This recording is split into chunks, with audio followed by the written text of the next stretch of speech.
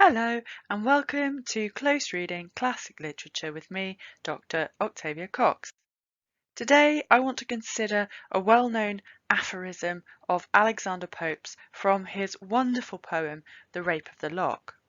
In particular, the couplet, "The hungry judges soon the sentence sign, and wretches hang, that jurymen may dine." It's a wonderfully turned phrase, but I want to consider the lines in terms of Alexander Pope's social commentary.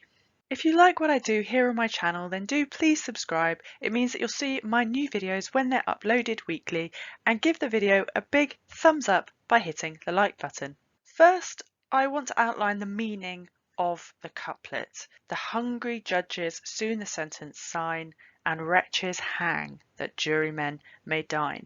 So the judges in a trial sign the death warrants for those in the dock quickly because they are hungry and they want to go to lunch, declining from the noon of day the sun is described as being. So the judges are getting hungry because it's getting to be lunchtime. They literally put their greed, their desires, before justice and even before the lives of other people.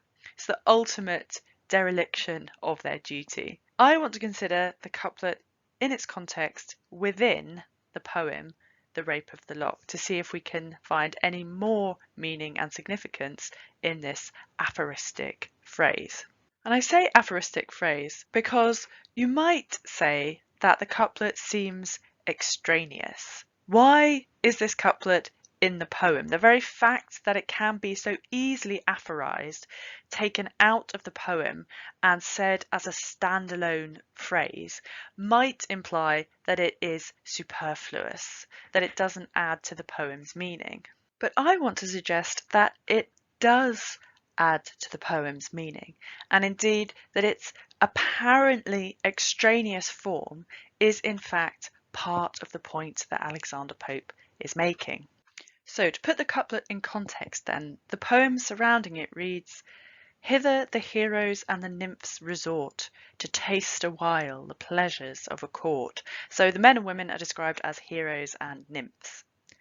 "In various talk the instructive hours they passed, who gave the ball, or paid the visit last." So this talk is described as instructive, the instructive hours they passed. And what are they talking about? These people at court, which is supposed to be the seat of power, the seat of importance. They're talking about who is giving balls and who is visiting who gave the ball, who paid the visit last. One speaks the glory of the British Queen, and one describes a charming Indian screen.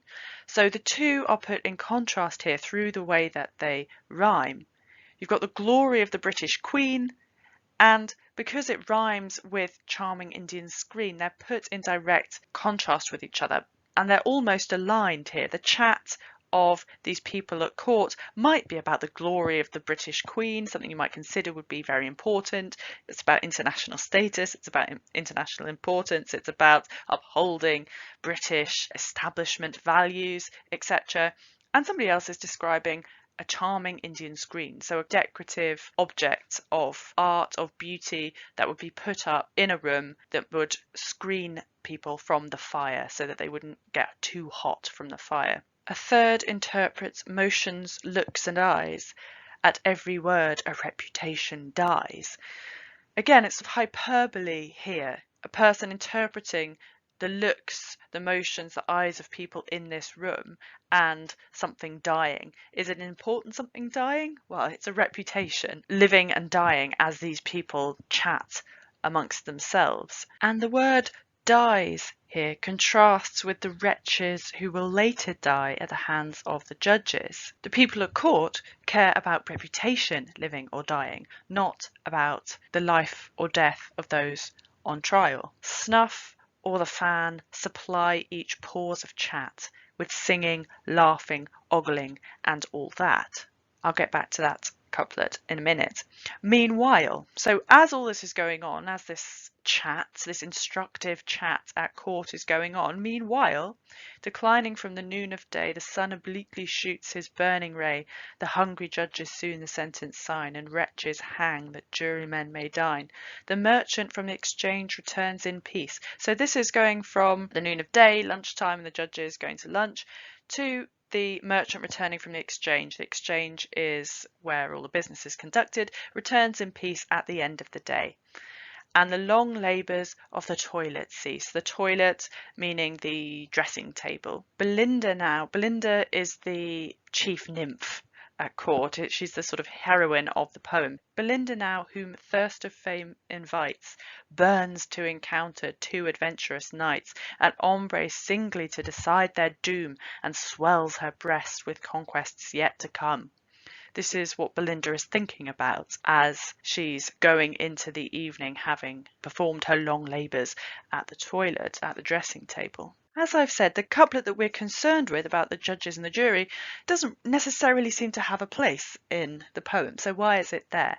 Well, we can see the vacuity of the heroes and nymphs at court, particularly if we compare the closing couplet of the first verse paragraph describing their chatter with the tight, neat, aphoristic couplet concerning the judges. The couplet about the court's chat is replete with expletives. Snuff or the fan supply each pause of chat with singing, laughing, ogling, and all that. Expletives are padding. They're unnecessary words. In an essay on criticism, for example, Alexander Pope had written, "While expletives their feeble aid do join," when he was describing what bad writing is. Bad writing is when you pad out what you're saying with unnecessary words. So Alexander Pope's couplet itself, then, echoes the chatter of those it describes, because it is itself full of expletives, it's full of padding. And that's not because Pope doesn't know how to write a tight, neat line, but it's because the meaning of the couplet represents what it is describing, the chatter of the people it is describing. So they either pad out their exchanges with non-verbal activity, so with their snuff was a sort of sniffing tobacco, or by waving a fan, or they pad out their exchanges with extra words, and all that. Words for the sake of speaking, not because they add anything valuable to the conversation. And all that doesn't really mean anything particularly, just like the chat of those at court. The chat and all that, you can see the rhyme there particularly links those two ideas together. The court is supposed to be made up of heroes, and yet they are totally indifferent to the plight of the wretches going to their deaths. The quickness of the judge's actions are contrasted with the long labours of the toilet, as I've said, dressing table. So the toilet of those at court, especially Belinda, takes more labour than the judges put into hearing the cases before them. So you might think that the couplet seems a little incongruous within the text, that it doesn't fit into the rest of the scene that Alexander Pope describes, but that's exactly the point. The casualness exposes the brutality of the people at court and those in positions of power. They can boast about the glory of the British Queen whilst being indifferent to the unfairness, the injustice, the failure of the legal system, fundamental, of course, to any so-called civilised society. As well as comparing the court chat, we might also compare Belinda's thoughts to the judge's couplet. She thinks in terms of romance and chivalry, the adventurous knights. Belinda's fantasies about the card game, Ombre is a card game, show her thinking and concerns. And there's an awful comparison in the language to decide their doom. Belinda thinks more about the doom being decided in her love life and these sort of fantasies that she's having. The doom of the adventurous knights is that they're going to fall in love with her and there's going to be a conquest for her heart, and she's excited about it. She's thinking about those adventurous knights and the doom of their love for her and the conquest they're going to be engaged in.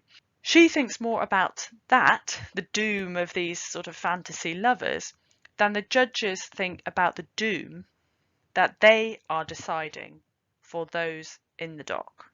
More space within the poem is devoted to the mindless conversation at court and Belinda's romance fantasies than to the legal injustices. Readers are left to consider the implications of this for themselves. Principally, we might compare how wrought the two couplets are. The couplet about the chatter at court is loose and baggy, echoing the thoughts of the people it describes, vacuous, full of padding, not really saying anything important. The couplet about the corruption of the legal system is tighter, is more highly wrought, and is constructed far better. It's as if the narrative voice, in creating the tight couplet, has given more thought to the wretches on trial than the characters within the poem. And that is Alexander Pope's social commentary. The very fact that this couplet can be so easily abstracted aligns with how easily that slips out of the thoughts of those people at court who are supposed to be the embodiment of civilized society. Thank you so much for listening. Remember, if you like what I do here on my channel, do please subscribe and let me know what you think about this wonderfully wrought couplet in this passage by leaving your comments below.